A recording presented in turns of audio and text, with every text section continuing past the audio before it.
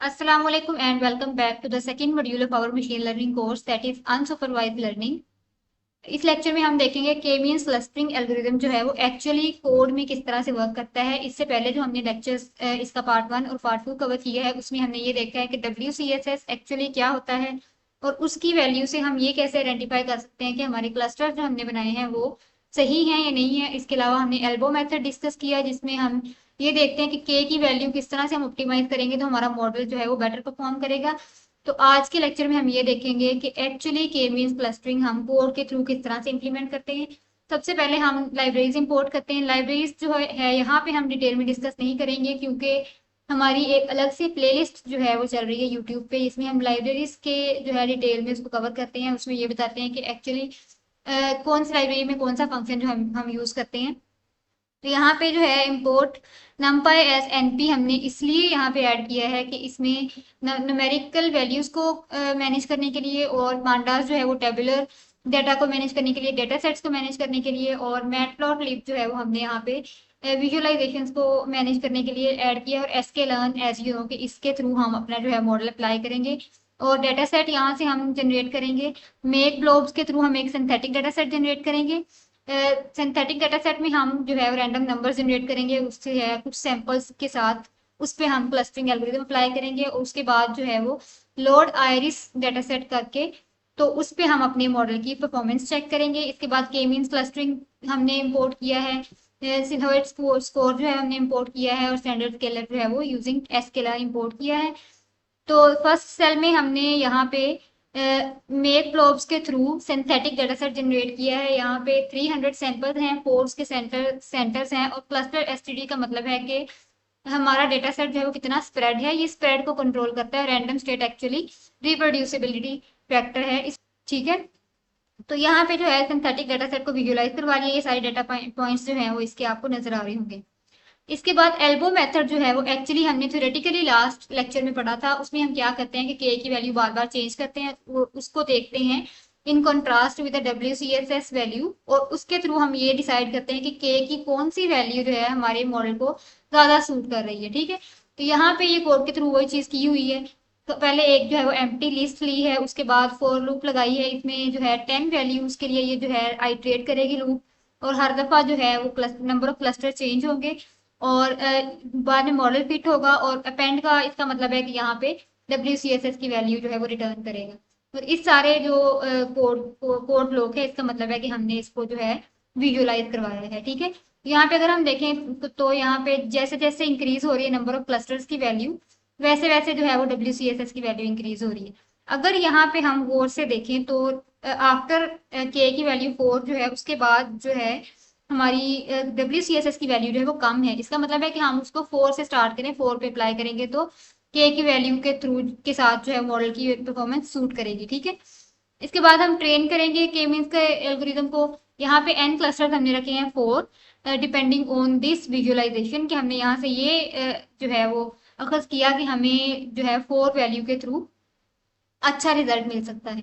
इसके बाद हमने जो है वो उसको फिट प्रिडिक्ट किया है, के मींस को एक्चुअली अप्लाई किया है। यहाँ पे आप देख सकते हैं कि के मींस क्लस्टरिंग के जो क्लस्टर्स हैं ये क्रॉस का मतलब है सेंट्रोइड, ठीक है। सेंट्रोइड का कॉन्सेप्ट भी हमने लास्ट पार्ट में डिस्कस किया है कि सेंट्रोइड एक्चुअली होता क्या है और हम किस तरह से हर पॉइंट का डिस्टेंस सेंट्रोइड के साथ कैलकुलेट करते हैं और उसको उसके डिपेंडिंग क्लस्टर में ऐड करते हैं। तो ये 4 क्लस्टर जो है वो यहाँ पे बन गए हैं, ये परफेक्टली फिट क्लस्टर्स हैं। इसका जो है स्कोर हम आगे देखते हैं।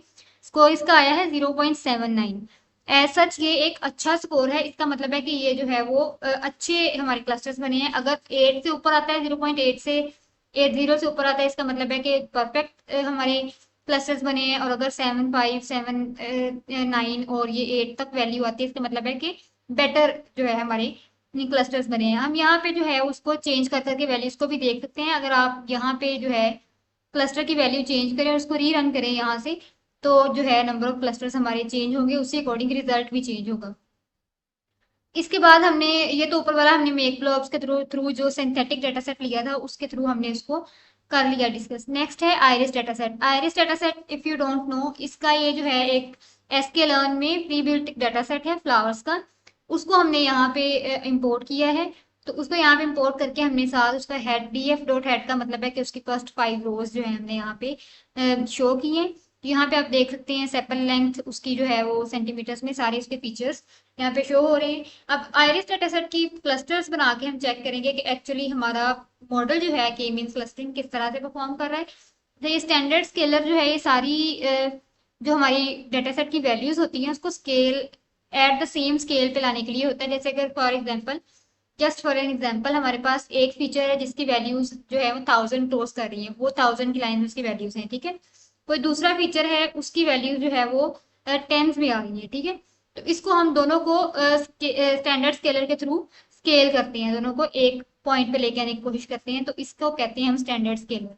ये वो स्केलर है जिसको हमने ऊपर एस के लर्न के थ्रू इंपोर्ट किया था और यहाँ पे उसको हम यूज कर रहे हैं। यहाँ पे ये वैल्यूज को ट्रांसफॉर्म करेगा और उनको फिट करेगा यूजिंग द स्टैंडर्ड स्केलर, ठीक है। अब यहाँ पे हम एल्बो मेथड अप्लाई कर रहे हैं और ये जो है बार बार उसको करके और आपको ये बताएगा कि एक्चुअली आयरिस डेटासेट के ऊपर एल्बो मेथड की कौन सी वैल्यू जो है वो WCSS का बेटर वैल्यू दे रही है, ठीक है। यहाँ पे हम देखें तो ये 1 2 पे जो है वो ज्यादा है, 3 पे जो है वो रिलेटिवली बेटर है एज कम्पेयर टू 2, ठीक है। 4 पे जो है वो भी ठीक है, उसके बाद जो है ये कम होती जा रही है। अच्छा, कम होती जा रही है इसका मतलब ये नहीं है कि हम उसको जो है एक्चुअली वो हर दफा उसका स्कोर ज्यादा होता जाएगा। नो, ये डिपेंड करता है आपके मॉडल के बिहेवियर के ऊपर। आप जो है डिफरेंट वैल्यूज चेंज कर करके देखें और देखें कि मॉडल किस तरह से परफॉर्म कर रहा है। यहाँ पे नंबर ऑफ क्लस्टर जो है वो 6 रखे हैं, यहाँ से आप जो है वो चेंज कर करके मॉडल का बिहेवियर नोटिस कर सकते हैं, ठीक है। तो यहाँ पे नंबर ऑफ क्लस्टर 6 रख के जो स्कोर आया है वो ये है, जो कि इंतहाई बिल्कुल भी अच्छा स्कोर हम इसको नहीं कहेंगे। तो इस तरह से अगर हम ऊपर जाके इसकी वैल्यूज को थोड़ा चेंज करें, फॉर एग्जांपल यहाँ पे मैं अगर 3 कर दूं जो कि मुझे लग रहा है कि बेटर होगा।